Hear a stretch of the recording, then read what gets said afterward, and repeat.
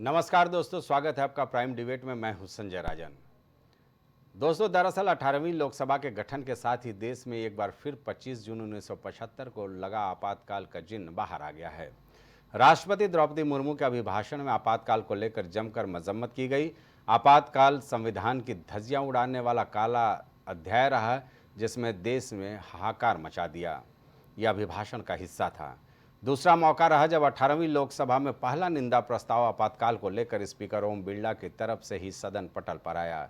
इसमें कहा गया कि इमरजेंसी अपने साथ ऐसी असामाजिक और तानाशाही की भावना से भरी भयंकर कुरीतियां लेकर आया, जिसमें गरीबों, दलितों, वंचितों का जीवन तबाह कर दिया। विपक्षी हंगामा करते रहे और निंदा प्रस्ताव ध्वनिमत से पारित हो गया। दोस्तों, अब तो एक कदम और आगे बढ़ाते हुए केंद्र की मोदी सरकार पार्ट 3 ने आज एक अध्यादेश भी जारी कर दिया और 25 जून को हर एक साल के लिए संविधान हत्या दिवस करार दिया। इस अध्यादेश में कहा गया है कि 25 जून 1975 को आपातकाल की घोषणा की गई थी। तत्पश्चात उस समय की सरकार द्वारा सत्ता का घोर दुरुपयोग किया गया है और भारत के लोगों पर ज्यादतियां और अत्याचार किए गए। और जबकि भारत के लोगों को भारत के संविधान और भारत के मजबूत लोकतंत्र पर दृढ़ विश्वास है, इसलिए भारत सरकार ने आपातकाल की अवधि के दौरान सत्ता के घोर दुरुपयोग का सामना और संघर्ष करने वाले सभी लोगों को श्रद्धांजलि देने के लिए 25 जून को संविधान हत्या दिवस घोषित किया है और भारत के लोगों को भविष्य में किसी भी तरह से सत्ता के घोर दुरुपयोग का समर्थन नहीं करने के लिए पुनः प्रतिबद्ध किया है। यह अध्यादेश संयुक्त सचिव पार्थ सारथी जी के हस्ताक्षर से जारी हुआ है। दोस्तों, अब समझिए, यह मामला यूं ही नहीं सियासत की धुरी बना है। दरअसल इंडिया ब्लॉक के नेता राहुल गांधी ने देश को लोकसभा चुनाव में संविधान बचाओ का नारा दिया। यहां तक कि बतौर सांसद शपथ लेते हुए अखिलेश ने राहुल के हाथ में संविधान लेकर पहुंचने का दृश्य भी देखा। और आज भी संविधान को केंद्र की मोदी सरकार से खतरा बताने की कवायद हरमन से इंडिया ब्लॉक की ओर से की जा रही है। मामला एक बार फिर सियासत में भूचाल मचाएगा, इसमें कोई दो राय नहीं है। चलिए, इसी मुद्दे पर आज हम चर्चा करेंगे एक बेहतरीन पैनल के साथ, लेकिन सुन लेते हैं सबसे पहले कुछ बयान। कौन बोल रहे हैं ये बात, जिन्होंने संविधान को तहस नहस करके रख दिया? फादर स्टेन स्वामी क्यों गए दुनिया से, बता पाएंगे? हमारे हजारों लोग क्यों जेल में हैं? ह्यूमन राइट एक्टिविस्ट क्यों जेल में हैं? इंदिरा जी के सलाहकार इतने मजबूत नहीं थे जितने इनके हैं। नहीं तो इंदिरा जी को भी कहते कि 352 मत लगाओ, 352 जैसे हालात पैदा कर दो, जो आपने करके रख दिया। हाईकोर्ट की क्या टिप्पणी थी हेमंत सोरेन जी के बारे में? पूरे देश में विपक्ष के नेताओं के साथ क्या कर रहे हैं आप? तो खुद संविधान को तार तार कर रहे। मैं हत्या नहीं बोलूंगा, क्योंकि इस तरह के शब्द आप ही को सुहाते हैं। 50 साल पहले की एक घटना, 49 साल पहले का एक प्रकरण, सारी अपनी समस्याओं से, महंगाई से, बेरोजगारी से, हर तरफ असफलता से, चीन ने जो हमारी सीमा पर अतिक्रमण कर रखा है, उन सब से ध्यान हटाने के लिए मनाया जा रहा है संविधान हत्या विरोधी दिवस। मैं सिर्फ एक चीज कहना चाहता हूं, जिस दिन आपातकाल लगी थी उसके बाद तो बहुत से चुनाव हो चुके, बहुत से जनादेश आ चुके, लेकिन ये भी सच्चाई है, जिस दिन से मोदी सरकार ने सत्ता संभाली है, हर रोज संविधान की हत्या हो रही है। संविधान की हत्या की जो बात है वो काफी महत्वपूर्ण है, क्योंकि आजादी की लंबी लड़ाई के बाद इस देश को संविधान मिला और भारतीय संविधान की आत्मा लोकतंत्र है, भारतीय संविधान की आत्मा विपक्ष है, भारतीय संविधान की आत्मा न्यायपालिका है, भारतीय संविधान की आत्मा पत्रकारिता है। भारतीय संविधान जिन स्तंभों पर टिका हुआ है, उन स्तंभों को स्वतंत्र, पारदर्शी और लोगों को अपनी बात रखने का, काम करने का अवसर देने का नाम ही भारतीय संविधान है।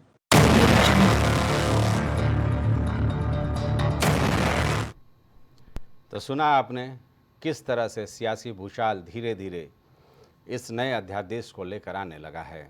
भारत सरकार ने गजट जारी भी कर दिया है। जाहिर सी बात है, हर 25 जून को अब संविधान हत्या दिवस मनाया जाएगा।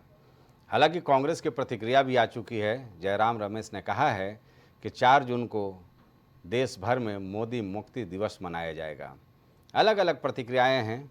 मुद्दा काफ़ी गंभीर है, लिहाजा हमने सोचा कि चर्चा करें। हमारे साथ ये खास मेहमान जुड़ चुके हैं। सबसे पहले हम उनका स्वागत करना चाहेंगे इस चर्चा में। केसी जैन साहब हमारे साथ जुड़ गए हैं।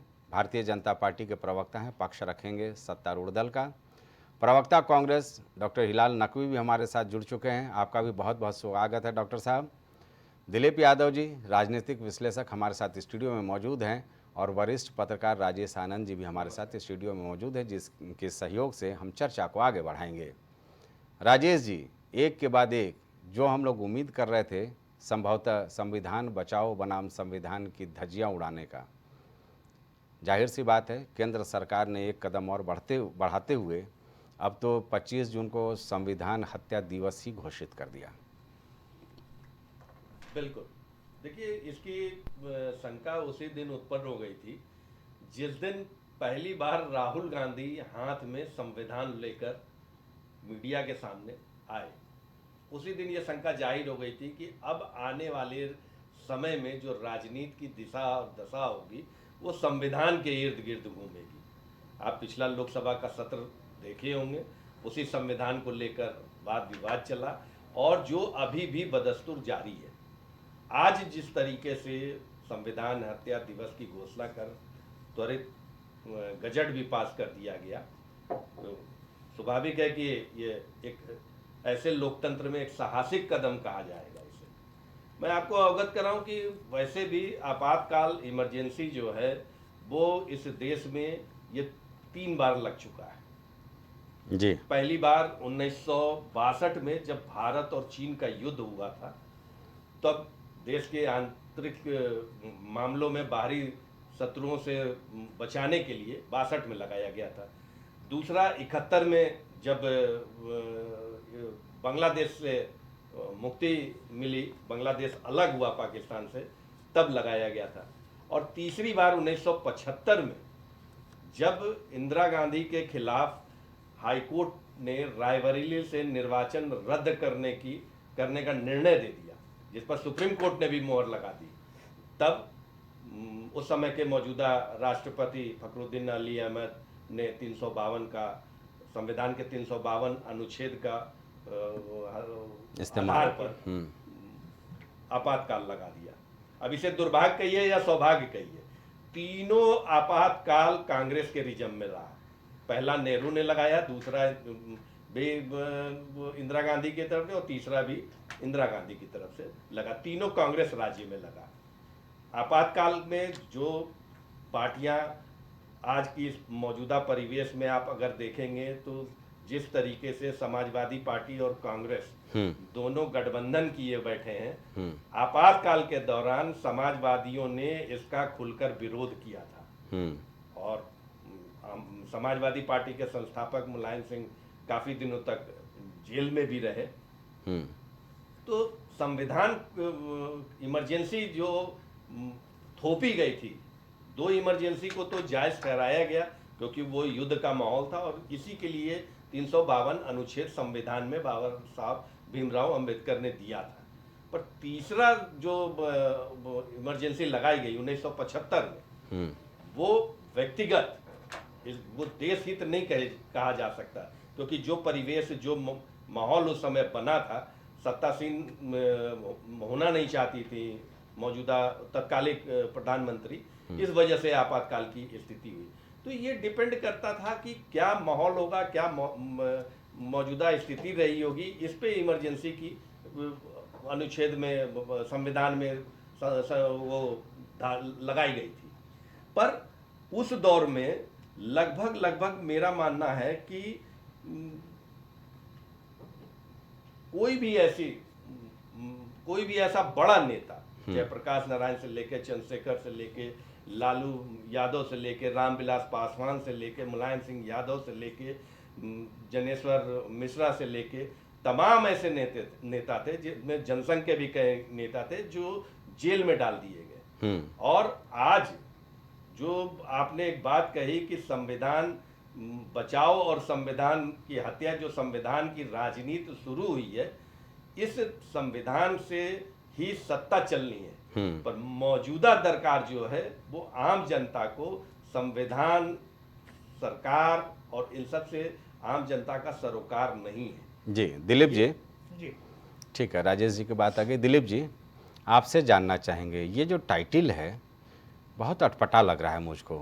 संविधान हत्या दिवस, हो सकता था इसको काला दिवस के रूप में दिया जाता टाइटिल, क्योंकि ऐसा लग रहा है जैसे संविधान हत्या दिवस। जी जो लोग नहीं जानते होंगे 25 जून 1975 से लेकर के 21 मार्च 1977 तक के कुल 21 महीने का दंश संभवतः उनके लिए अजीब सा अटपटा नहीं होगा। आने वाली जो पीढ़ी है उनको लगेगा कि यार ये 25 जून को कौन सा संविधान हत्या हो गया। संविधान की मर्यादा से थोड़ा सा मैं लगता हूँ कि नाम को लेकर के मैं इत्तेफाक नहीं रख पा रहा हूँ। आपकी क्या राय है?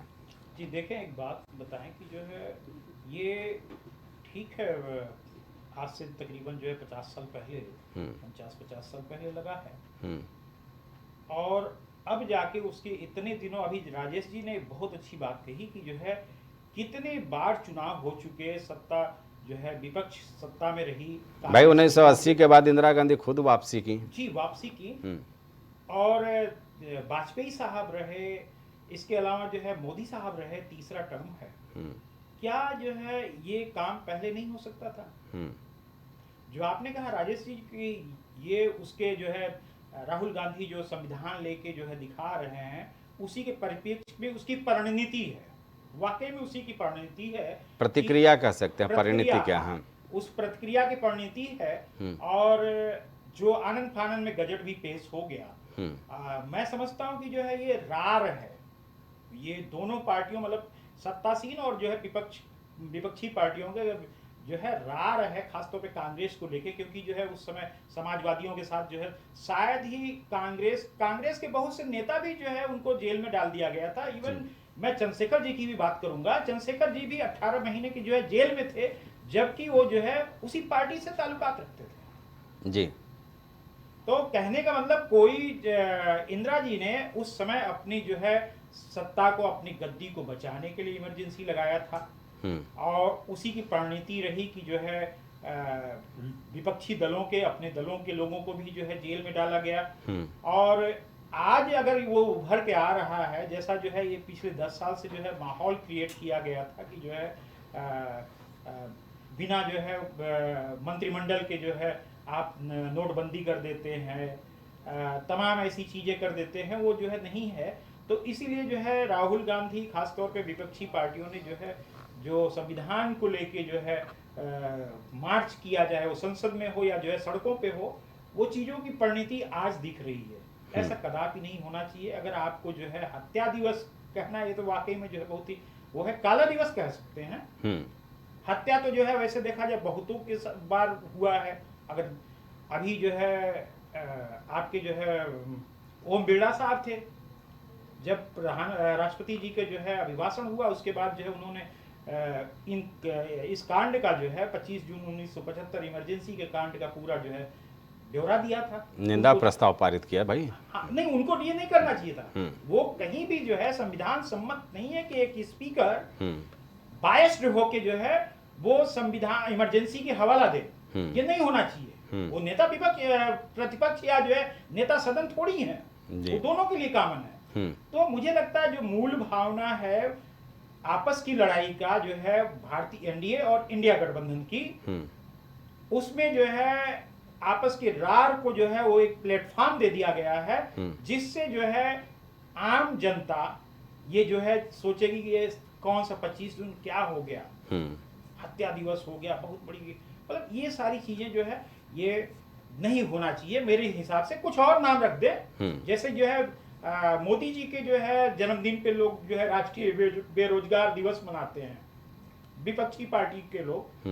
तो ऐसा जो है नहीं होना चाहिए। किसी चीज से बायस्ड होके आपस में रार करके जो है नहीं चलना चाहिए। जी, निश्चित तौर पर आपातकाल के दंश को कौन भूल सकता है, लेकिन जाहिर सी बात है डॉक्टर हिलाल के पास चलेंगे।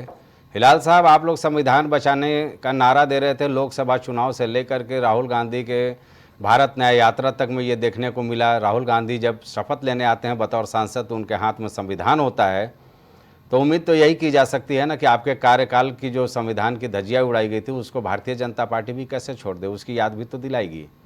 अब इन्होंने तो नाम दे दिया, हालांकि नाम मुझे अभी भी अटपटा सा लग रहा है कि संविधान हत्या दिवस नहीं होना चाहिए था, संभवतः इसका कुछ और नाम होना चाहिए था। आपकी क्या प्रतिक्रिया है? जयराम रमेश जी ने तो कह दिया है कि 4 जून जो है मोदी मुक्ति दिवस के रूप में मनाया जाएगा। संजय भाई देखिए, जहां तक कि संविधान का प्रश्न उठता है तो एक बात बहुत स्पष्ट है कि हम भी जानते हैं और आप भी जानते हैं कि संविधान को लगने के बाद इंदिरा जी ने जब इलेक्शन कराए हैं तो उसके पश्चात उन्होंने तुरंत जो है वो अपनी उस गलती को स्वीकार किया था और माफी भी मांगी थी। और उसके बाद से कई दफा अलग अलग वक्त में कांग्रेस ने स्वयं ने माना कि जो इमरजेंसी लगाई गई थी वो सही नहीं थी। और इसी कारण से भारत की जो जनता है उसने जब 1980 का इलेक्शन हुआ है तो कांग्रेस को 353 सीटें दी थी, अकेले कांग्रेस को, किसी प्रकार का कोई गठबंधन नहीं था उनके साथ जी। इतनी सीटें जो कि आज तक की भारतीय जनता पार्टी नहीं प्राप्त कर पाई है। उसके बाद फिर 1984 का जब इलेक्शन होता है तो भारतीय जनता पार्टी जो है वो मात्र 2 सीटों के पर आ गई थी और कांग्रेस को प्रचंड बहुमत मिली थी, 400 के पार मिला था। तो भारत की जहां तक कि जनता का प्रश्न उठता है तो उसने तो कांग्रेस ने जो इस गलती को माना तो उसको जो है वो भारत की जनता ने पहले ही जो है वो माफ कर दिया है। इसलिए भारतीय जनता पार्टी इस प्रकार का कोई भी अगर कार्य करती है उसका कोई माने नहीं होता। जब 1980 में ही भारत की जनता ने जो है वो कांग्रेस के हक में जो है इतना प्रचंड बहुमत दे दिया था तो ये स्पष्ट है कि भारत की जनता ने जो कांग्रेस ने अपनी गलती मानी उसको स्वीकार किया, पहली बात जी। अब रही बात संविधान की हत्या की, तो संविधान की पहली हत्या तब हुई थी जब 1949 में 26 नवंबर 1949 को संविधान आया था। उसके बाद संविधान की प्रतियों को जलाया था आरएसएस ने। जो बाबा साहब भीमराव अंबेडकर हैं उनके पुतले को फूंका था आरएसएस ने। भारत के झंडे को फूंक दिया था आरएसएस ने और कहा था कि हमको संविधान स्वीकार नहीं है, हमको मनुस्मृति चाहिए। तो सबसे पहले अगर हत्या की बात की जाए तो पहली हत्या जो है वो आरएसएस ने की थी जैसे ही संविधान लागू हुआ था। हमने तो अपनी जो कांग्रेस ने जो इमरजेंसी लगाई थी उसके लिए हमने जो है वो पूरी तरह माफी मांगी। क्या आज की तारीख में भारतीय जनता पार्टी आरएसएस जो कि उनकी मात्र संस्था है उसके इस कृत्य की माफी मांगेंगे? क्या वो इस बात के लिए माफी मांगेंगे कि जिस तरह से उन्होंने कहा था कि भारत का संविधान जो है वो मनुस्मृति को होना चाहिए था, जिस तरह से सावरकर ने उस वक्त टिप्पणियां की थी वो हमको और आपको बहुत अच्छी तरह मालूम है, हम दोबारा उसके अंदर क्यों जाएं। जी। अब आते हैं आज की तारीख में। आज की तारीख में जिस वक्त भारत के जो उप मुख्यमंत्री हैं राजस्थान की, वो कहती है हमको 400 सीटें इसलिए चाहिए क्योंकि हमको संविधान बदलना है। हेगड़े जो है, अनंत कुमार हेगड़े, वो लगातार कहते रहे कि भारत के संविधान को बदलना चाहिए। उससे पहले अगर हम आ जाएं, जब अटल बिहारी वाजपेयी जी की सरकार थी तो उस वक्त भी संविधान को बदलने के लिए पूरी एक कमेटी बनाई गई थी कि संविधान को बदल देना चाहिए। तो भारतीय जनता पार्टी लगातार जिस संविधान की हत्या करना चाहती है, जिस संविधान को लगातार जो है वो बदल देना चाहती है, जब जनता के पास जाती है और कहती है कि हमको जो है ये संविधान बदलना है इसलिए हमको 400 से ऊपर सीटें चाहिए, वो आज बात कर रही है कि संविधान की हत्या जैसा एक बहुत ही मतलब बड़ा बहुत ही अजीब और गरीब शब्द लेकर के आए हैं जिसकी कि जितनी भी निंदा की जाए वो कम है। जहां तक कि सवाल उठता है कांग्रेस का, तो कांग्रेस इस मामले में बहुत स्पष्ट है कि हमने हमारी जो कांग्रेस सरकार थी उस वक्त की, उसने जब इमरजेंसी लगाई थी तो उसके पश्चात लगातार इंदिरा जी ने और उसके बाद से अलग अलग वक्त के पर कांग्रेस के अलग अलग नेताओं ने इस बात को माना था कि वो गलत हुआ था और तो और राहुल जी ने भी इस बात को माना है और देश की जनता ने भी इसको स्वीकार कर लिया है। अब प्रश्न ये उठता है कि जब भारतीय जनता पार्टी पूरी तरह से भ्रष्टाचार में लिप्त है, नीट जैसे एग्जाम जो है उसके पेपर लीक हो रहे हैं, लगातार पुल जो है वो गिरते चले जा रहे हैं, जो इनका भ्रष्टाचार है वो ढहता चला जा रहा है, जिस तरह से एक आईएएस ऑफिसर बना दिया जाता है बगैर उसका मेडिकल टेस्ट किए हुए, यूपीएससी तक की आज जो है वो स्वच्छ नहीं रह गया है। तो ये भ्रष्टाचारी सरकार जो है जो पूरी तरह से नाकाम हो चुकी है, वो निश्चित रूप से लोगों का ध्यान भटकाने के लिए महंगाई से, बेरोजगारी से इस तरह के नारे दे रही है। आपको याद होगा संजय भाई कि मोदी जी कहते थे कि जैसे ही हम आएंगे 100 दिन के अंदर हम जो है वो पूरा का पूरा देश को हिला देंगे। हमने पूरी योजनाएं बना रखी थी, वो योजना यही थी कि 400 के पार इनकी सीटें आएंगी और उसके बाद वो 100 दिन के अंदर पूरे के पूरे संविधान को परिवर्तित कर देंगे, समाप्त कर देंगे इस संविधान को। और जाहिर सी बात है, जो आरक्षण है उसको लेकर के चाहे मोहन भागवत जी हो, चाहे आज की तारीख में हो, सब लोग जो है वो इसका विरोध करते चले आए। उनका कहना है, भारतीय जनता पार्टी के लोगों का, आरएसएस का, कि जो जितना भी रिजर्वेशन है उसको सबको समाप्त कर देना चाहिए। तो भारतीय जनता पार्टी के मुंह से आज की तारीख में संविधान या संविधान की बातें सुनते हुए बहुत ही अजीब गरीब लगता है, जबकि उन्होंने संस्थाओं के जरिए लगातार जो है वो संविधान की और संवैधानिक पदों की गरिमा को लगातार नीचे लेकर के आए हैं। और हम हत्या का शब्द नहीं इस्तेमाल करेंगे, लेकिन ये जरूर कहेंगे कि जिस तरह से संविधान का मिसयूज किया है भारतीय जनता पार्टी ने, वो अपने आप में पिछले भारत की आजादी से लेकर के और 2014 तक की बात की जाए, वो हमको इससे पहले कभी भी देखने को नहीं मिलता है। और 1949 जो है वो निश्चित रूप से भारत की जनता नहीं भूल सकती, जब इसकी प्रतिया जो है वो आरएसएस ने जलाई थी। हम नहीं भूल सकते कि किस तरह से अटल बिहारी वाजपेयी जी की सरकार में संविधान को बदल देने की कोशिश की गई थी। ठीक है डॉक्टर हिलाल, जरा केसी जैन साहब से भी ले लेते हैं प्रतिक्रिया। जैन साहब, सुना आपने। सबसे पहले तो मेरा यही सवाल है कि क्या कोई और टाइटल या इस दिवस को लेकर के नहीं हो सकता था? जहाँ भी एक आप मनाओगे, काला दिवस आप लोग शुरुआती दौर से मनाते रहे हो, जैसे बाबरी विध्वंस को लेकर के आप लोगों ने काला दिवस मनाया, इस तरह के कोई शब्द इस्तेमाल होते तो ज़्यादा बेहतर लगा। 25 जून को अगर आप कोई कार्यक्रम करोगे और पीछे लिखा रहेगा संविधान हत्या दिवस। संविधान एक पवित्र चीज़ है जिस पर 7 जून को प्रधानमंत्री मोदी को आपने माथा टेकते हुए देखा था सेंट्रल हॉल में, जब एनडीए गठबंधन की बैठक हो रही थी, और उसकी हत्या के लिए एक दिवस घोषित कर दिया जाए, तो शायद ये मुझको तार्किक नहीं लग रहा है। बाकी आपकी प्रतिक्रिया तो मैं लेंगे। डॉक्टर हिलाल ने जो बोला उस पर भी आपकी प्रतिक्रिया जानना चाहूँगा। ये बात हमें अपनी बात रखने का आपने मौका दिया है। देखिए, पहली बात तो ये कि हिलाल भाई हमारे बहुत अच्छे मित्रों में से हैं और उन्होंने अपनी बात रखी, और मैं तो इनके साहस की तारीफ करूंगा कि कांग्रेस ने जो कारनामा किया उसके बाद में भी, और खास करके 25 जून के बारे में, आपातकाल के बारे में अगर बैठ करके इतने साहस के साथ अपना पक्ष रख रहे हैं कांग्रेस का, तो ये वास्तव में बहुत ही हिम्मत और साहस की बात है जी। दूसरी बात ये कि देखिए कि 1971 के चुनाव के बाद जिस प्रकार से राजनारायण जी चुनाव हारे और अनैतिक तरीके से इंदिरा गांधी जी ने अनैतिक संसाधनों का उपयोग करके जिस प्रकार से अपने आप को विजयी घोषित किया, उसके बाद में वो हाई कोर्ट की शरण गए और हाई कोर्ट ने ये फैसला दिया कि इंदिरा जी ने जो चुनाव जीता है वो गलत है, गैर संवैधानिक है, उनको अपने पद से त्याग देना चाहिए, और साथ ही साथ 6 साल के लिए उनके चुनाव पर रोक लगा दी कि चुनाव नहीं लड़ सकते। बात चूंकि 1975 की है, तो ऐसे में चूंकि 71 में चुनाव हुआ था, तो अगले 1 साल के बाद चुनाव होना था, यानी कि इंदिरा गांधी जी न तो प्रचार कर सकती थी, न चुनाव में जा सकती थी अगले आने वाले चुनाव में। तो ऐसे में उसके बाद में वो सुप्रीम कोर्ट जाती हैं। सुप्रीम कोर्ट में भी ऐसा ही फैसला आया, लेकिन उनको ये कहा गया कि भाई आप अंतरिम रूप से जब तक फैसला नहीं आ जाता है तब तक के लिए आप पद पे बनी रहेंगे। इसी चीज का लाभ उठा करके इंदिरा जी ने क्या किया कि 1975 में आपातकाल लागू। दरअसल क्या था कि इसके जस्ट एक दिन पहले जिस प्रकार से लोकनायक जयप्रकाश नारायण जी ने एक बड़ा आंदोलन किया और लाखों की संख्या में दिल्ली में लोग शामिल हुए, उसके बाद में इंदिरा जी की नींद हिली।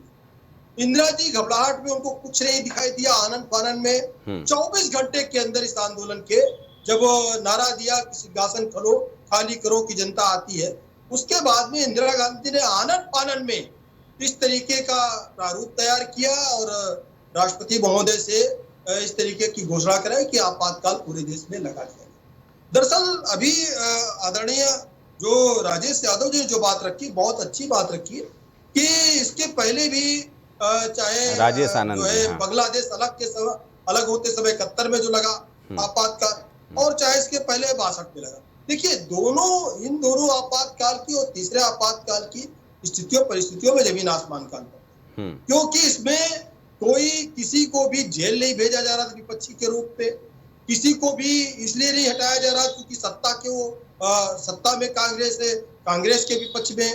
दरअसल क्या था, जो सोशलिस्ट पार्टी से जो राजनारायण जी लड़े थे, इनको हटाने के लिए इंदिरा जी ने सब कुछ किया, और उसी में से निकले हुए नेता थे जयप्रकाश नारायण जी। तो उनके आंदोलन से घबरा करके इन्होंने आपातकाल लगाया। लेकिन इस आपातकाल की परिणति क्या हुई? दरअसल परिणति इतनी बुरी हुई, लोगों के ऊपर जिस तरीके से अंग्रेज लाठीचार्ज करते थे, उस तरीके से कहीं भी आंदोलन ना हो लाठीचार्ज हुआ। जितने भी प्रेसें थी उनको कलम बंद कर दिया गया। जो पत्रकार थे, आप पत्रकारों को, उस समय के जो भी पत्रकार हैं उनसे आप पूछिए। अभी मुलायम सिंह यादव जी का भी जिक्र किया, और इन्हीं मुलायम सिंह यादव जी ने इसी उत्तर प्रदेश में आपातकाल सेनानियों के लिए उन्होंने पेंशन की भी व्यवस्था की, वो उसको भी लागू किया, वो भी स्वयं आपातकाल सेनानी थे। और कुल मिलाकर के जितने भी विपक्ष के नेता थे, खास करके सोशलिस्ट पार्टी के, उनकी इतनी मार मारी गई पुलिस के द्वारा कि उनकी कई सारे लोगों की तो उसमें मृत्यु हो गई, और कई सारे लोगों की एक तरीके से हत्या कर दी गई। जी जैन साहब, ये तो आपातकाल के इतिहास में जा रहे हैं। मैं ये कह रहा हूँ, एक अहम सवाल, मैं उसी पे जवाब दे रहा हूँ, मैं कहीं नहीं जा रहा हूँ। मैंने क्यों कहा, हमने जो हत्या का जिक्र किया कि वहां पर जिस प्रकार से लाठी चार्ज करके, प्रेस कलम बंद करके, पत्रकारों को मारपीट करके इतने पत्रकारों की हत्या की गई, इतने जो विपक्ष के नेता थे उनकी हत्या की गई, सोशलिस्टों की हत्या की गई, उसमें जो मुलायम सिंह जी के साथ के तमाम सारे लोग थे तो उनकी भी हत्या की गई, मार मार करके, पीट पीट करके। और यहाँ तक लोकनायक जयप्रकाश नारायण जी को स्लो पॉइजन दिया गया जेल के अंदर, क्योंकि वो जेल से आने के बाद वो लंबा समय नहीं जी पाए और उनकी मृत्यु हो गई। तो कुल मिलाकर के अगर इस तरीके से हत्या की गई तो इसको लोकतंत्र हत्या दिवस नहीं कहेंगे तो क्या कहेंगे? नहीं, ये नाम आपके, केसी जैन साहब, ये नाम आपके मुंह से बहुत ही अच्छा निकल गया। लोकतंत्र हत्या दिवस हो सकता है, संविधान हत्या दिवस को लेकर के मैं थोड़ा सा अचंभित हूँ। ये शब्द जो गजट में जो दिया गया है, उस नाम से मैं इत्तेफाक नहीं रख रहा हूँ, क्योंकि मुझे अटपटा लग रहा है। लोकतंत्र हत्या दिवस, ये नाम आपने बहुत ही अच्छा दिया, और हमें लगता है कि सरकार को ये मेरा सुझाव भी होगा कि आप चलिए लोकतंत्र हत्या दिवस के रूप में 25 जून को मना लें तो ज़्यादा बेहतर होगा, और इस गजट को फिर से संशोधित कर दें तो ज़्यादा बेहतर होगा, क्योंकि संविधान हत्या दिवस हो नहीं सकता। और दूसरा सवाल मेरा ये ले लीजिए, इतिहास की क्या बातें हैं वो तो हम भी जानते हैं, डॉक्टर हिलाल भी जानते हैं, दिलीप यादव जी, राजेश आनंद जी और तमाम लोग जानते हैं जिन्होंने इमरजेंसी को पढ़ा होगा कि वो 21 महीना कैसा था। मेरा तो ये कहना है कि आज इसकी आवश्यकता क्यों पड़ गई, क्योंकि लोकसभा चुनाव में राहुल गांधी ने संविधान बचाओ का एक नारा दिया, वो उनका हिट फार्मूला हो गया, और वो जैसे कहा जा सकता है ना, मैं तो डंके की चोट पर, प्रोफेसर हिलाल भी है, मैं कहता हूँ तो मरणासन सी हो गई थी विपक्षी दल, मरणासन स्थिति में पहुंच गए थे, और एक नारा इनको बुलंदियों तक पहुंचा दिया। सशक्त विपक्ष के रूप में वो संसद में बैठे हैं, तो क्या उसकी प्रतिक्रिया के रूप में अब याद आया कि नहीं अब 25 जून को कोई ऐसा सरकारी दिवस घोषित कर दिया जाए? देखिए, तमाम सारे दिवस समय समय पर घोषित, और आप देखिए, रही बात ये कि अगर ये पूर्व की बात है तो अगर हम संविधान दिवस बनाते हैं, जब संविधान जब लागू हुआ भारत देश का, गणतंत्र दिवस 26 जनवरी, तो ये भी पुरानी बात हो गई, लेकिन उसको हमेशा याद रखते हैं, हमेशा उसको मना रहे। आप देखिए, अम्बेडकर जी की जयंती मनाई जाती है महापुरुष के रूप में, वो संविधान सभा के अध्यक्ष थे, उसमें बहुत सारे सदस्य थे।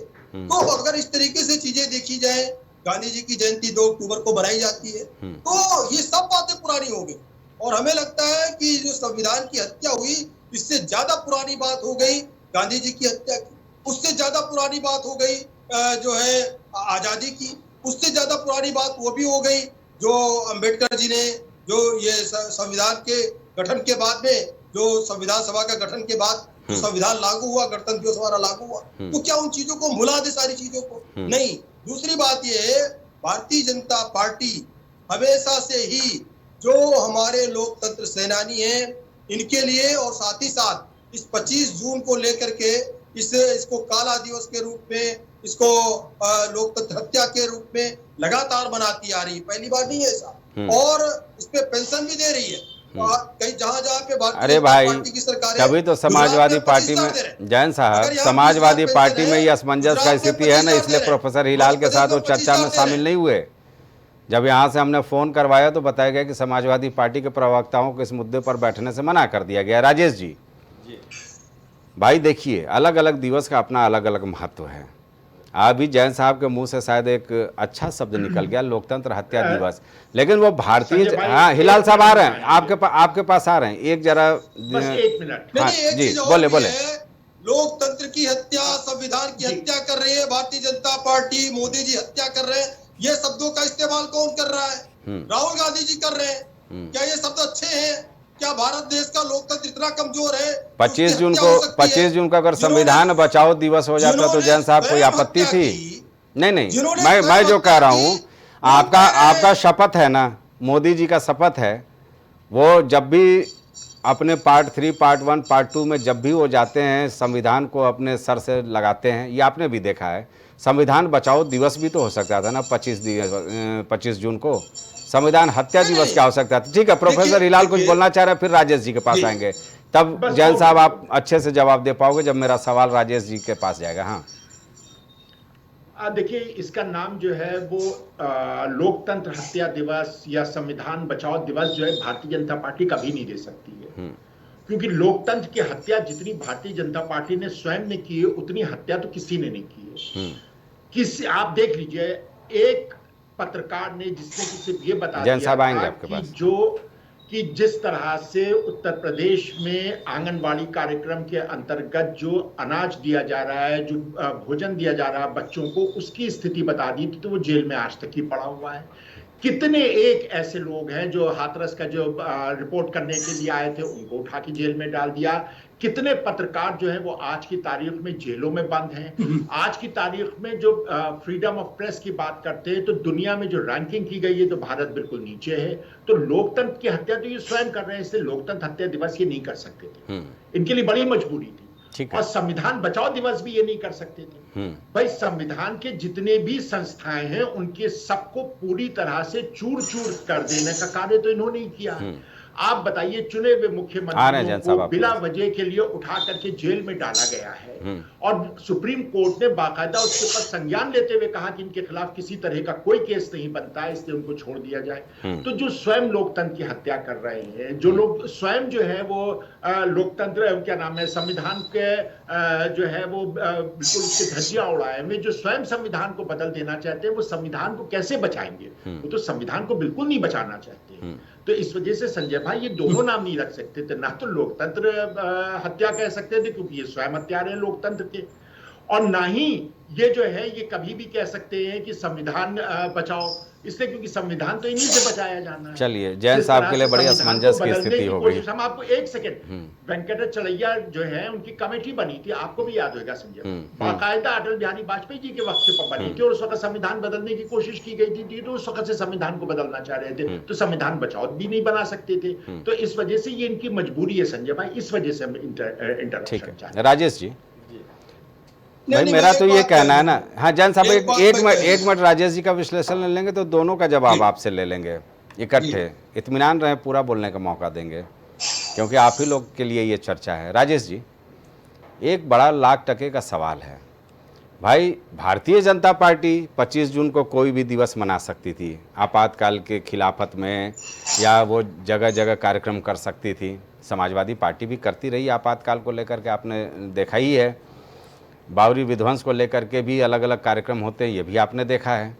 लेकिन अगर ये इसको एक सरकारी दिवस के रूप में गजट जारी कर दिया गया है, तो क्या आपको लगता है कि जो इंडिया ब्लॉक के इतने बड़े तादाद में जो सांसद चुन करके आ रहे हैं, जहां पर गैर भाजपाई सरकार है, या जो भारतीय जनता पार्टी की विचारधारा से इत्तेफाक रखने वाले नहीं लोग हैं, जो नहीं इत्तेफाक रखते हैं वो लोग हैं, क्या वो इस दिवस को स्वीकारेंगे क्या किसी सरकारी दिवस के रूप में, संविधान हत्या दिवस को?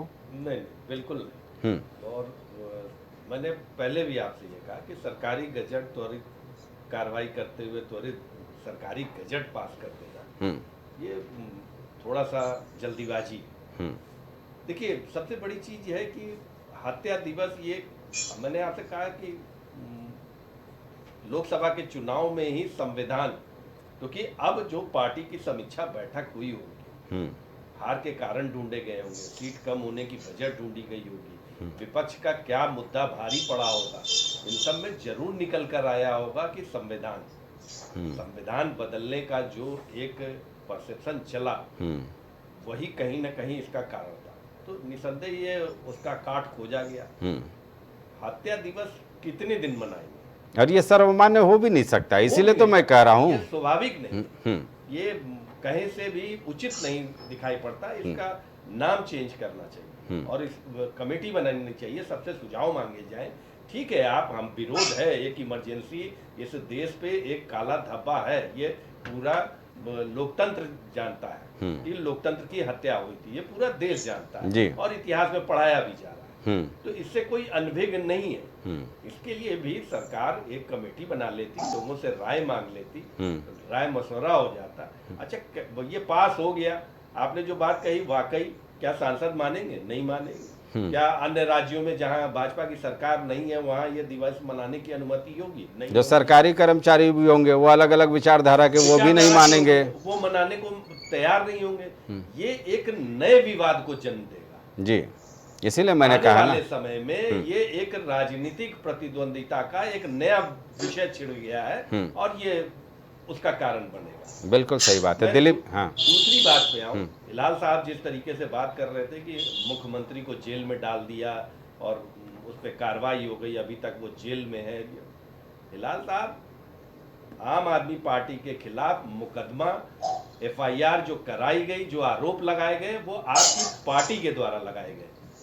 आज इन्वेस्टिगेशन जो हो रहा है वो मौजूदा सरकार में हो रहा है। ये आपकी स्थिति स्पष्ट नहीं है।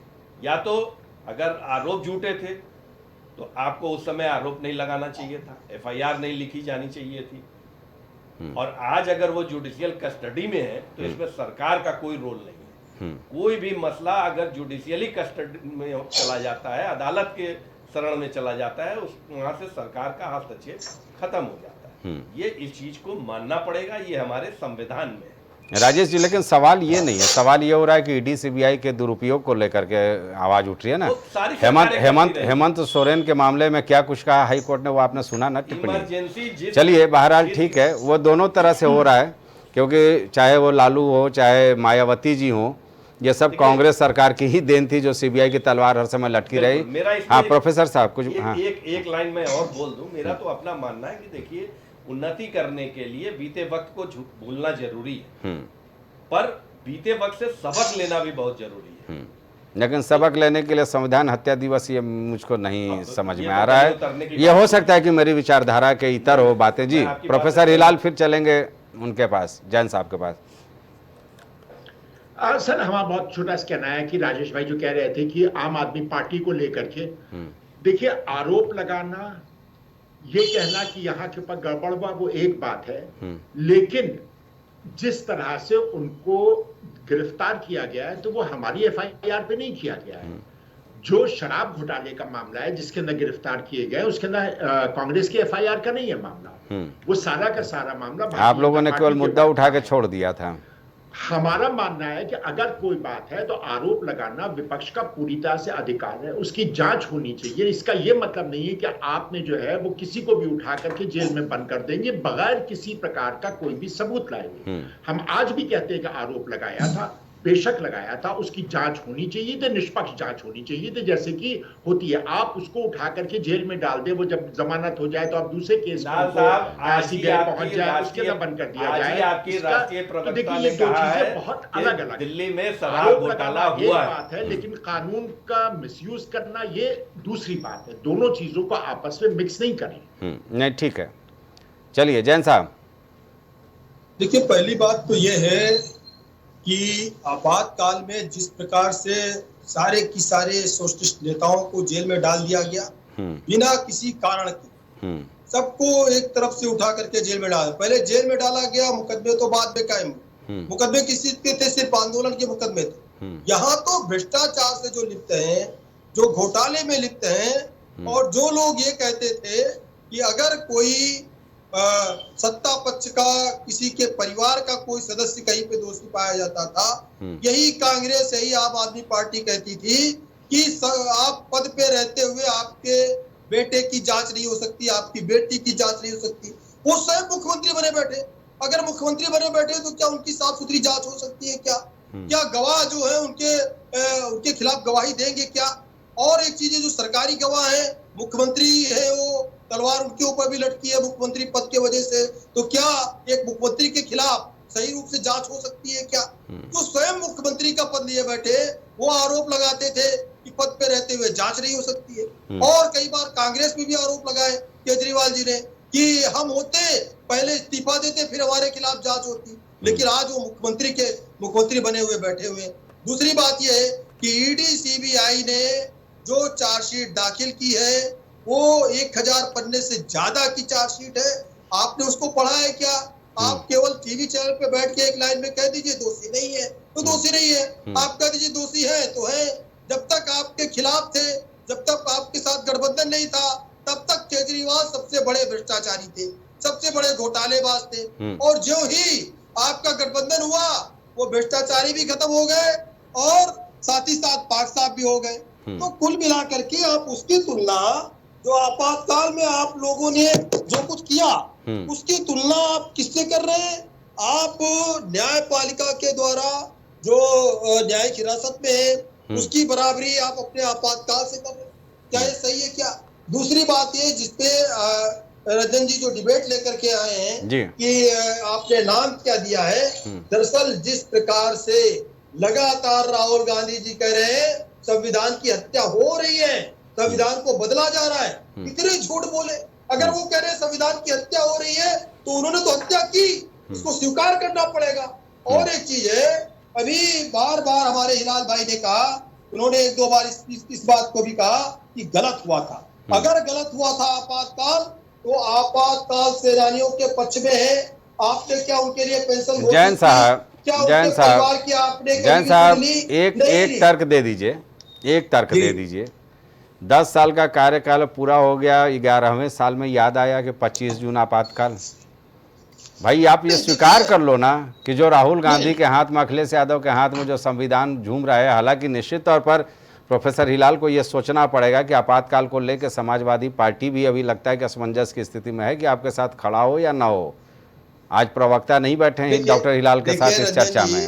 रंजन जी देखिए, जिस प्रकार से राहुल गांधी जी बिना किसी कारण के, और एक चीज है, अभी उन्होंने कहा कि भाई उनका आपने जयराम रमेश का आपने जिक्र किया कि हम मोदी मुक्त भारत 4 तारीख को मनाएंगे, 4 जून को मोदी मुक्ति दिवस। हाँ तो आप ये देखिए, भारत देश की जनता जिस संवैधानिक प्रक्रिया का इस्तेमाल करके, जब आपातकाल लगाया तब तो चुनाव रद्द कर दिया था, चुनाव नहीं हुआ था, समय हो गया था चुनाव का, तब भी चुनाव नहीं हुआ। क्या चुनाव नहीं हुआ? क्या चुनाव रद्द कर दिए गए? क्या चुनाव आयोग ने अपना काम नहीं किया? आप तो चुनाव आयोग को कटघरे में खड़ा करते हैं, कांग्रेस के लोग ईडी सीबीआई को कटघरे में खड़ा करते हैं। और कांग्रेस के लोग ये भी कह रहे हैं कि मोदी हटाओ दिवस हम मनाएंगे। अरे जिसको जनता ने चुन करके भेजा है, भारतीय जनता पार्टी एनडीए की चुनी हुई सरकार है, इसी संवैधानिक प्रक्रिया के अंतर्गत चुनी हुई सरकार है, इसी संविधान की देन चुनी हुई सरकार है। देखिए जैन साहब ठीक है, ये ठीक है, आरोप प्रत्यारोप का दौर तो यूँ चलता रहेगा, लेकिन कई चीजें ऐसी हैं ना आपके कदम जो सवाल के घेरे में ला देती हैं। कांग्रेस को मौका मिल जाता है, हेमंत बिस्वा शर्मा से लेकर के तमाम ऐसे नेता हैं जिनके ऊपर कितने गंभीर आरोप थे, और आपके साथ वो जुड़े तो वो सब सही हो गया। चलिए ठीक है, हेमंत सोरेन झारखंड में जब चुनाव होना था, सुन लीजिए एक मिनट, पूरी बात का जवाब देंगे तो ज्यादा अच्छा लगेगा इकट्ठे। हेमंत सोरेन को लेकर के हाई कोर्ट की क्या टिप्पणी है ईडी सीबीआई को लेकर के? तो जल्दबाजी में कोई चीज नहीं होनी चाहिए ना। 400 करोड़ रुपया साहू जो कांग्रेस सांसद था वो पकड़ा गया था, जो वहाँ के शराब कारोबारी हैं झारखंड के, उस पैसे का क्या हुआ? उसके बाद कोई सरकार की ओर से वक्तव्य आया नहीं, जब उन्होंने शो कर दिया कि नहीं ये पैसा हमारे कारोबार का था, इसका टैक्स भी जाता है। तो ये सब चीजें कहीं ना कहीं सवाल के घेरे में ला रही है ना चीजों को, इससे बचना चाहिए मेरे ख्याल से। जी देखिए रंजन जी, पहली बात तो ये है कि अभी राजेश यादव जी ने आदरणीय राजेश आनंद जी यादव मत राजेश भाई उनको। सॉरी राजेश आनंद जी ने हाँ। जो बात कही हम्म। कि अगर कोई भी मामला न्यायिक प्रक्रिया में चला जाता है, उसके बाद में वो मामला न्यायालय का होता है। नहीं, न्यायिक प्रक्रिया में जैन साहब आप भी वकील हो, कि न्याय किसी प्रक्रिया में सरकार- तभी जाएगी जब मुकदमा दर्ज होगा। मुकदमा दर्ज नहीं, होने के बाद अदालत देखिए- की प्रक्रिया शुरू होती है। मुकदमा है दर्ज ना? करना वो सरकार का काम ठीक है, है। आप सही बात है। ठीक है, लेकिन दिलीप जी उसके से जरा बाद में अगर आप सही हैं तो आप बरी हो जाएंगे। नहीं, अगर ठीक है। गलत है तो आप बरी नहीं तो होंगे। हेमंत सोरेन जी तो के वो मामले तो- में हो गया ना टिप्पणी। अब देखिए, केजरीवाल जी के लिए हेमंत- 3 सदस्यीय बेंच गठित हो गई है, उसका भी देख किसी लिया को- जाएगा क्या आता है किसी को जजमेंट। जमानत मिल जाने का मतलब ये बिल्कुल नहीं है कि वो मैं कहाँ मामले बोल से रहा हूँ? पूर्ण रूप से मैं बरी न्यायिक हो गए। व्यवस्था पे सवाल ही और- नहीं खड़ा कर रहा हूँ, और लेकिन मैं राउज एक बात एवेन्यू आपको कोर्ट बता जो था दूं। उसने कह दिया था ना कि केजरीवाल के खिलाफ कोई सबूत नहीं है, इनको जमानत देखिए- दी जाती है, हाँ, तुरंत सीबीआई एक्टिव हो जाता है 24 घंटे के अंदर। तो कई ऐसे केस है जिस पर सीबीआई कहाँ है बैठी है, कुछ समझ में नहीं आया। दिलीप जी, नहीं, सवाल देखिए ये होता जमानत है कि भाई सबसे 356 बड़ा का आधार इस्तेमाल है। कांग्रेस सरकार में 90 बार किया गया था, इंदिरा जी के कार्यकाल में अकेले 50 बार। तो भाई जैन साहब सवाल तो खड़े करेंगे ना कि आप किस संविधान बचाने की बात कांग्रेस कर रही है, जब इंदिरा के ज़माने में और कांग्रेस के कार्यकाल में 90 बार अनुच्छेद 356 का इस्तेमाल हुआ। एक चीज मैं कहना चाहूँगा कि जब हमारा संविधान 26 जनवरी 1949 को लागू हुआ, उसी समय जो है भारतीय जनता पार्टी जो है संविधान की प्रतियां, मतलब जनसंघ जो है इनकी जो मदर वो थी आरएसएस था, ये लोगों ने जलाया था। अंबेडकर जी का भी पुतला फूका था। एक चीज बहुत बड़ी बात है, आज जो है ये आपातकाल 25 नहीं, गलत बात आप रख रहे हैं। एक मिनट रुक जाए, आप बयानी कर रहे हैं। बोलिएगा, मैं सुनूंगा। कभी जैन नहीं साहब, फूका जैन गया साहब, अम्बेडकर का पुतला। जैन साहब, आप गलत बयानी कर रहे हैं। जैन साहब, यह संविधान की ठीक है। क्या जलाएंगे? प्रोफेसर हेलाल साहब भी आप यही जो गलत है बयानी बोल कर चुके रहे हैं। हैं। सुने आप, आप गलत प्रोफेसर बयानी हेलाल कर रहे साहब हैं। भी यही बात अच्छा, बोले ठीक है, हैं छोड़िए, कि जो है हाँ। उस समय जब नहीं, लागू आप किया गया कह सकते हैं। तो जो है जलाया गया और जो पुतला पक्ष फूका के गया। हमारे नेता हैं। जैन आप साहब, सुने, जैन सुने, साहब, बात तो सुने। वो कह जैन सकते हैं, साहब, आपको कोई बात नहीं कहनी चाहिए। ये लड़ाई करते रह गए, समय अब बहुत हमारे कम यहाँ है। आप करने लगे। हेलाल साहब, वो जैन साहब सुन लें। अगर नहीं, जो है हमारी संविधान बात लागू करिए। होता है ये जला जिस दिया, तरह वो जला से दिया। जिस तरह से कांग्रेस के आज लोगों ने जो वोट है दिया भारतीय जनता अम्बेडकर पार्टी जी की। देखिए, अगर संविधान कांग्रेस ने हत्या क्या दिवस सम्मान मना दिया रही है, इशारा हो क्या चुका है, जो जल्दी से भारतीय 30 सेकंड में। जनता क्या अम्बेडकर जी भारतीय को जनता छोड़िए। पार्टी के जो है जो इन्होंने तो कभी नाथूराम भी गोडसे सरदार थे, वल्लभ भाई पटेल जो को सम्मान आरएसएस नहीं के दिया। जनसंघ के नाथूराम गोडसे थे, बापू की हत्या पे शहीद दिवस वही कांग्रेस पार्टी जो है शहीद दिवस के रूप में गजट पास करती है और शहीद दिवस के रूप में मनाती है। यदि जो है ऐसा ही रहा तो जो है करना चाहिए, कांग्रेस भी जब सत्ता में आ जाए तो बापू या राष्ट्रपिता हत्या दिवस के रूप में मनाए। ये तो जो है कहीं नहीं होता। और रही बात, आप चलिए। संविधान की बात करते हैं, 113 सांसदों को जो है बाहर बैठा कर और आप संविधान में जो है अरे संशोधन आपको करते हैं। मालूम नहीं, चलिए, आप ठीक है, बनाते हैं। ठीक अभी है। हुआ है आपके जानकारी दूसरे ले कार्यकाल लीजिए। में। मेरे कहने का मतलब ये है ऐसी परिणति न लाए जिससे जो है आपके दोनों के झगड़ों में ये आम जनता पड़े। ठीक आप है, ऐसे निश्चित जो तौर है पर, निश्चित तौर पर मैं यही कहना चाहता हूँ। जिसका जो है कोई निर्णय न हो सके। चलिए, इसके पार्ट 2 डिबेट हम लोग कर लेंगे। राजेश जी, ये चूंकि चर्चा में जाएंगे तो इतिहास के झरोखे से तमाम चीज़ें निकलती जाएंगी, लेकिन वक्त यहीं तक इजाज़त देता है क्योंकि इशारा हो चुका है। चर्चा तो मैं और आगे करना चाहता था क्योंकि तमाम ऐसे सवाल हैं जो निश्चित तौर पर जनता के बीच में जानी चाहिए, चाहे वो सत्तारूढ़ पक्ष की ओर से हो चाहे विपक्ष की ओर से। फिलहाल इस चर्चा में शामिल होने के लिए सारे मेहमानों का बहुत बहुत शुक्रिया। राजेश जी, हाँ, जल्दी। मैं भारत का संविधान हूँ, लाल किले से बोल रहा हूँ। मेरा अंतर मन घायल है, दुख की गांठें खोल रहा हूँ। जिंदा हूँ या मरा हूँ, अपनी नब्ज टटोल रहा हूँ। मैं संविधान हूँ, लाल किले से बोल रहा हूँ। वाकई संविधान के लिए संभवतः ऐसी ही स्थिति है कि संविधान हत्या दिवस हो या संविधान बचाओ दिवस हो, ये संविधान खुद नहीं समझ पा रहा है। फिलहाल सारे मेहमानों का बहुत बहुत शुक्रिया इस चर्चा में शामिल होने के लिए। जाहिर सी बात है एक गजट पारित हो गया है, लेकिन मैंने जैसा कि पहले ही कहा था कि ये संविधान हत्या दिवस सियासत में एक भूचाल लाएगा। नाम को लेकर के मैं इत्तेफाक नहीं रख रहा हूँ क्योंकि संविधान की न तो कोई हत्या कर सकता है और न कभी हत्या होगी, क्योंकि भारत का संविधान अपने आप में एक सुदृढ़ भारत की परिकल्पना को संजोए हुए है। फिलहाल इस चर्चा में इतना ही। मुझे दीजिए इजाजत। नमस्कार।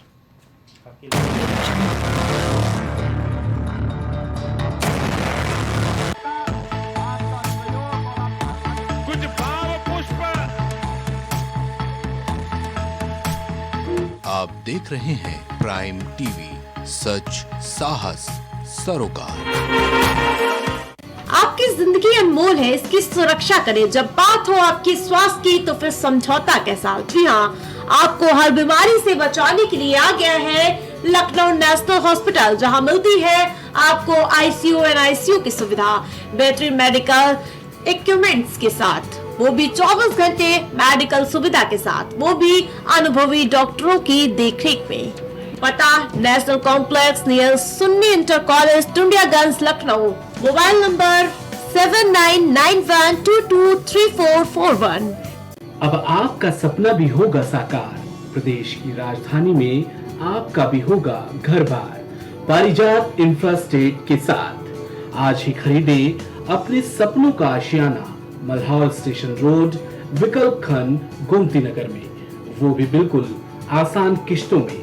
50% की धनराशि देकर तुरंत कराएं रजिस्ट्री। शेष बची राशि का भुगतान 3 साल की आसान किश्तों में करें। रेसिडेंशियल से लेकर कमर्शियल तक हर तरह के प्लॉट उपलब्ध हैं। परिवार के खुशहाल भविष्य के लिए आज की तैयारी बेहद जरूरी। जमीन में छोटा सा निवेश भविष्य में देगा फायदा विशेष। तो आज ही आएं और तुरंत करें पारिजात इंफ्रास्टेट के साथ जमीन में निवेश।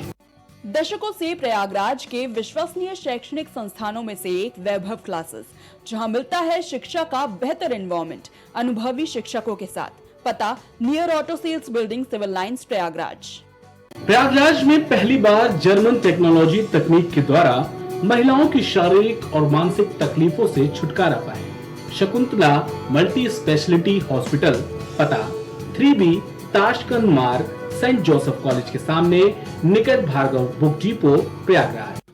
BabaSahebShadi.com, ये पोर्टल वेबसाइट शादी विवाह के रिश्तों के लिए ये बहुत ही भरोसेमंद और बेहतरीन पोर्टल वेबसाइट है। अभी तक बहुत सारे लोगों ने इस पर भरोसा किया है और मनचाहा रिश्ता पाया है। ये पूर्णतः सुरक्षित है। आप आज ही अपना निशुल्क पंजीकरण कराएं और मनचाहा रिश्ता पाएं। MGM hospital and research centre, advance neuro and spine surgery centre. आपका स्वास्थ्य ही हमारी प्राथमिकता। पता झलवा, प्रयागराज। मस्तिष्क मनोरोग, नस एवं नशा मुक्ति के विशेषज्ञ डॉक्टर राकेश पासवान। पता Sitaram hospital, Darbhanga colony, Lowther road, Prayagraj. करी भोजपुरी के पहला story telling mobile app Yayavari via Bhojpuri play store से और डूब जाएं दुनिया भर के कहानियन के अद्भुत सागर में आपन भाषा भोजपुरी में। यायावरी वाया भोजपुरी, कथा कहानी आपन बानी। Cosmo laser dental clinic and dental implant centre, जो देता है आपको वर्ल्ड क्लास की बेहतरीन डेंटल सुविधाएं। पता प्रथम तल, Vrindavan tower, opposite hotel JK palace, civil lines, Prayagraj, Uttar Pradesh. संपर्क करें 6393882172। गुड़गांव के टॉप ब्यूटी सैलून में से एक about you nails and beauty salon and academy, जहां मिलता है आपको नेल एक्सटेंशन जैसे सभी तरह की कॉस्मेटिक सेवाएं। पता 17 basement Huda market, sector 40, Gurgaon. संपर्क करें 9555299960। महिला एवं प्रसूति रोग विशेषज्ञ, लेप्रोस्कोपी सर्जरी जैसे gall bladder, hernia, kidney stone का आधुनिक विधि द्वारा उपचार किया जाता है। अदिति हॉस्पिटल, जहां मिलता है आपको बेहतरीन इलाज अनुभवी डॉक्टर्स के साथ। आपका स्वास्थ्य ही हमारी प्राथमिकता। पता Alapur, Lucknow road, post head office, Barabanki. Phone number 05248297631, 8707381354, 7912120078। Wallpaper की बेहतरीन डिजाइन के साथ इंटीरियर और एक्सटीरियर के कार्यों का बेहतरीन अनुभव। Kesarwani paints and hardware. पता जवाहरलाल नेहरू रोड, निकट Parvati hospital, Prayagraj. Medico hospital and super speciality centre, जहां होता है स्पेशलिस्ट डॉक्टरों की निगरानी में बेहतर इलाज। संपर्क करें 9455270200। पता नए हाईकोर्ट के सामने, स्माइलगंज, फैजाबाद रोड, लखनऊ। अब हर किसी के घर में गूंजेगी बच्चों की किलकारियां। निसंतान को भी मिलेगा अब संतान का सुख। जी हाँ, बांझपन से अगर आपको भी चाहिए छुटकारा तो आज ही आइए Saira health care and hijama centre. आपका स्वास्थ्य ही हमारी प्राथमिकता। डॉक्टर निजामुद्दीन कासमी, सेक्स रोग विशेषज्ञ, हर्बल दवाओं के द्वारा गुप्त रोग और बांझपन के सफल उपचार की 100% गारंटी। पता बाराबंकी, उत्तर प्रदेश। यदि कला को आप पसंद करते हैं, अगर आप प्रिंट की इस आधुनिक दुनिया में हाथों की कला का हुनर समझते हैं, तो फोटो आर्टिस्ट आरुषि वर्मा से अपना मनपसंद और शानदार स्केच और फोटो बनवाएं। पता अशरफ विहार कॉलोनी, चिन्हट, लखनऊ। न्याय करने वाले से बड़ा न्याय दिलाने वाला होता है, इसीलिए जब आप चुने लॉ का प्रोफेशन तो भीमराव अंबेडकर लॉ कॉलेज ही है सबसे बेहतर विकल्प। यहाँ प्रिंसिपल डॉक्टर अवनीत कुमार और डायरेक्टर वीजी गोस्वामी के सानिध्य में आपके बच्चों को मिलती है बेहतर शिक्षा। तो आज ही आए Bhimrao Ambedkar law college. Admission open. पता Harikanj Garhi, Raebareli road, Lucknow. Sunita home care centre, जहां रखा जाता है पेशेंट से लेकर बच्चों तक का ख्याल। पता मटियारी विधायक चौराहा, Chinhat, Faizabad road, Lucknow. Mobile number 9125179740, 9219470312। आपकी जिंदगी अनमोल है, इसकी सुरक्षा करें। जब बात हो आपके स्वास्थ्य की तो फिर समझौता कैसा। जी हाँ, आपको हर बीमारी से बचाने के लिए आ गया है arise hospital, a unit of sunrise hospital and foundation, जहाँ मिलती है आपको ICU, NICU की सुविधा, बेहतरीन मेडिकल इक्विपमेंट्स, वो भी 24 घंटे मेडिकल सुविधा के साथ, वो भी अनुभवी डॉक्टर्स की देखरेख में। आपका स्वास्थ्य हमारी जिम्मेदारी, बेहतर इलाज वो भी अनुभवी डॉक्टर्स के साथ। भारत हॉस्पिटल, जहां मिलती है आपको बेहतर हेल्थ फैसिलिटी, 24 घंटे इमरजेंसी वार्ड की सुविधा। Doctor Alam Khan, consultant physician, doctor Tammar Ali, consultant physician. पता तहसीनगंज चौराहा, Hardoi road, Lucknow. Phone number 9185876246, 918577092786। आपकी जिंदगी अनमोल है, इसकी हिफाजत करना हमारा फर्ज। हिंद हॉस्पिटल, जहां मिलती है आपको ICU, NICU की सुविधा। नोट, आयुष्मान कार्ड से मुफ्त इलाज की सुविधा उपलब्ध।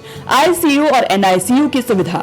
दिल का ऑपरेशन छोड़कर बाकी सारे ऑपरेशन की सुविधा आयुष्मान कार्ड से भी उपलब्ध है। आयुष्मान कार्ड से मोतियाबिंद का ऑपरेशन और आंख की जांच फ्री में होती है। हर महीने के आखिरी बुधवार को गरीबों और जिनका कोई देखभाल करने वाला नहीं है, उनका फ्री में इलाज व ऑपरेशन करते हैं।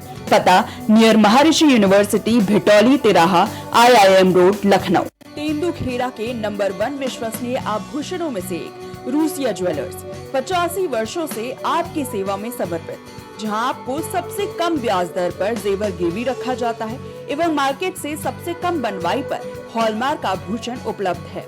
नई आबादी, सराफा मार्केट, मंडी रोड, तेंदुखेड़ा, मध्य प्रदेश। शिक्षा जीवन सार्थक करता, यही मंत्र है मूल्य। शिक्षा की ही ज्योति जलाता बाल मंदिर हाई स्कूल। बच्चों के सुनहरे भविष्य के लिए आज ही चुने Bal Mandir high school, Jabalpur road, Deori, जिला रायसेन। Admission open. ग्वालियर शहर का जाना माना पैलेस, शानदार फैसिलिटीज और एयर कंडीशन रूम्स की अवेलेबिलिटी।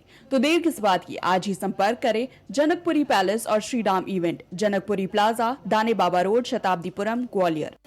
देवरी का प्रतिष्ठित ज्वेलरी शोरूम श्रीकांत ज्वेलर्स, 18, 20 और 22 कैरेट सोने के आभूषणों की विशाल रेंज, चांदी के बर्तन व आभूषण, गिरवी सुविधा उपलब्ध। संपर्क करें सराफा बाजार, देवरी, जिला रायसेन।